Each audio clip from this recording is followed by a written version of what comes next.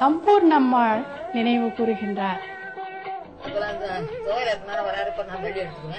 Bhagavan and I used to cut vegetables, make paste, and make other preparations for cooking. Even for dosa, we used to grind together. It was a great joy to work along with Bhagavan. He was always in a joyful mood.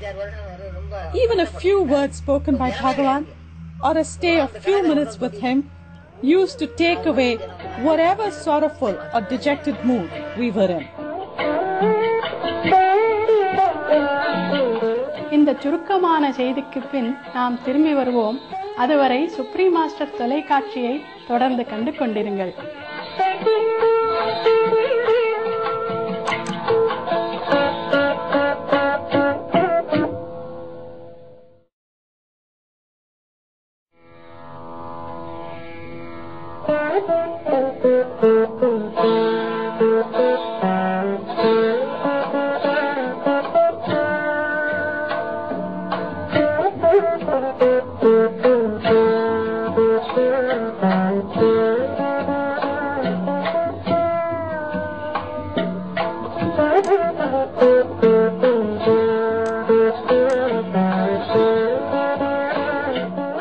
சைவக்குழுவிற்கும் மற்றும் அருணாச்சலத்தின் மகாஞானி ஸ்ரீ ரமண மகரிஷிக்கு மரியாதை செலுத்தும் நமது நிகழ்ச்சிக்கும் உங்களை மீண்டும் வரவேற்கிறோம்.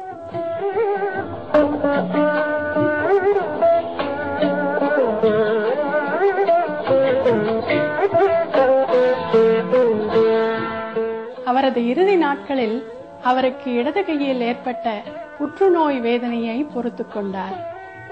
அதை நீக்குவதற்கு ஆங்கில மருத்துவர்கள் முயற்சி செய்து பார்த்த எல்லா சிகிச்சைகளும் அறுவை சிகிச்சை உட்பட பயனளிக்கவில்லை. அந்த கட்டியை பற்றி பகவான் சொல்லுகையில், அழகாகத்தானே இருக்கிறது, ஆசையை நிறைவேற்றும் ஒரு சிவப்பு கல்லை போல என்று நகைச்சுவையாக சொல்லுவார். ஆனால் அதனால் அவருக்குள் ஏற்பட்ட வலியின் வேதனை அளவு கடந்தது. ஒருமுறை அவரது வேதனையை பற்றி கேட்டபோது, தேள்குட்டினால் இருக்கும் வேதனை தெரியுமா, இது அதை போன்றது, ஆனால் 1000 மடங்கு அதிகம் என்று பதிலளித்தார். அதே நாட்களில் புற்றுநோயிலிருந்து மீண்ட ஒரு பெண்மணி தன்னுடைய மீட்சிக்கு பகவான் தான் காரணம் என்று கூறினாள். ஆனால் இவ்வாறான மற்றவர்களை குணப்படுத்திய பெருமையை பகவான் என்றுமே ஏற்றுக்கொண்டதில்லை. பகவானின் பக்தர்களும் அவரது நலம் விரும்பிகளும் பலமுறை இவ்வாறாக வினவினார்கள். அவர் இயற்கை சிகிச்சை முறையை நம்பியவராகவும் அவர் தன்னைத்தானே குணப்படுத்திக் கொள்ளக்கூடிய திறமை உள்ளவராகவும் இருந்த போதிலும் ஆங்கில மருத்துவர்களை ஆயுத சிகிச்சை செய்ய ஏன் அனுமதித்தார் என்றார்கள். ஆனால் பகவான் அந்த சூழ்நிலையை கடவுளின் விருப்பமாக ஏற்றுக்கொண்டார். மேலும் மற்ற பெரிய துறவிகளைப் போன்று இந்த உலகத்தின் கர்ம வினையின் வலியை தாங்கிக் கொண்டார். பகவானின் பக்தர்கள் அவர் தங்களை விட்டு பிரிந்ததாகவே நினைக்கவில்லை. At a very young age, when I was around 18 years old, Bhagavan appeared to me in a dream. In the dream, I saw this hill and Bhagavan walking towards me. I could even see a Shivalinga in the dream. Before this, Krishna used to appear in my dreams frequently. But here was a person I had never seen before. I was captivated by him. It was only at the age of 20 that I got a book on Bhagavan. It was the Ramana Vijayam, written by Sudhananda Bharati. At the mere touch of the book, I lost body consciousness. My whole body became numb, and it was with great difficulty that I managed to come back and sit next to my friend. At the time of Bhagavan's Mahanirvana, I was at Rajapalyam. That night, at the same time, I saw a beautiful blue light going up in the sky, and I knew Bhagavan had left the body.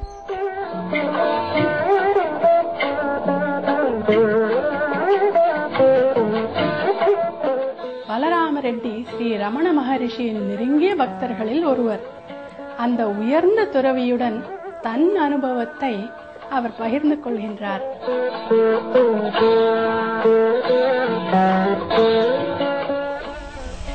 He was a being whose advent into this world would bless the earth goddess. There is a line in Sanskrit in Bhagavata which says, Dhanya Bhagavati Yukshoni Mahatam Padachinnita. They put their feet on the earth. Earth feels blessed. To my mind, he was one of the most glorious beings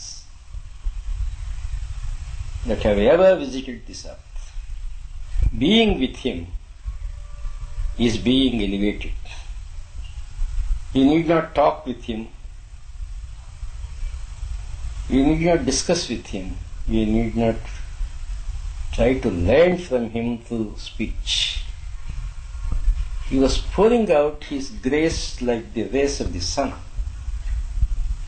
No stopping, ever.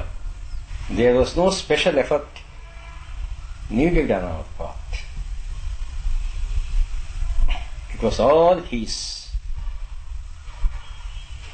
The effort was not really ours.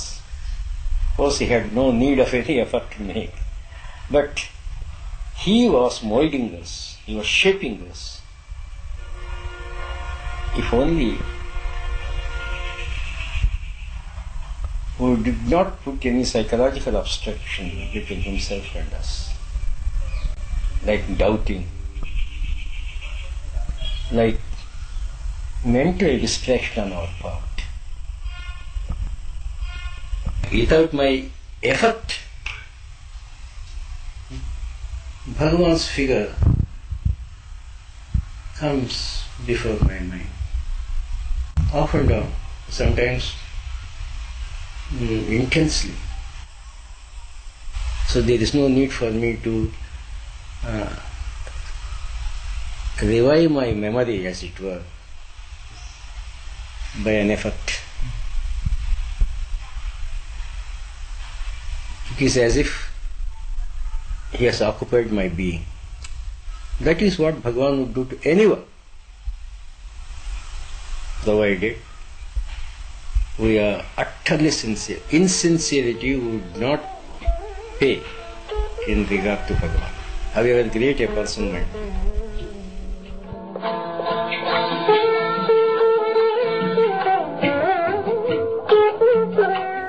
April 14, 1980 ஆண்டில் பகவான் தனது நிரந்தரமான மோட்சப் பதவியை அடைந்தார்.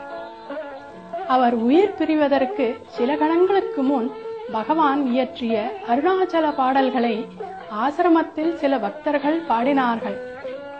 Arthur Oswald அதற்கு பின் நடந்ததை சொல்கின்றார்.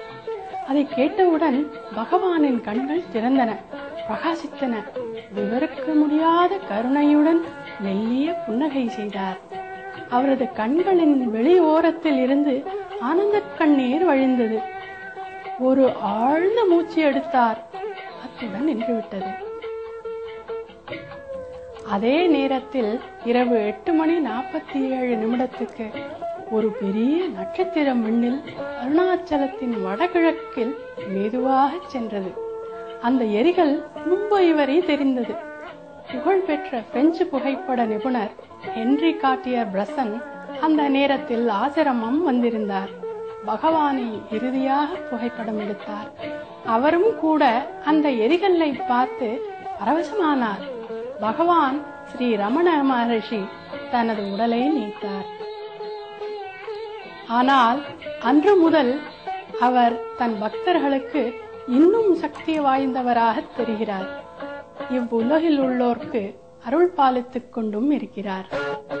அவருடைய பிரிவை நினைத்து வருத்தப்பட்ட பக்தர்களுக்கு, நான் போவதாக சொல்கின்றீர்கள், ஆனால் என்னால் எங்கே போக முடியும்? நான் எப்பொழுதும் இங்கேயே இருப்பேன் என்று கூறினார்.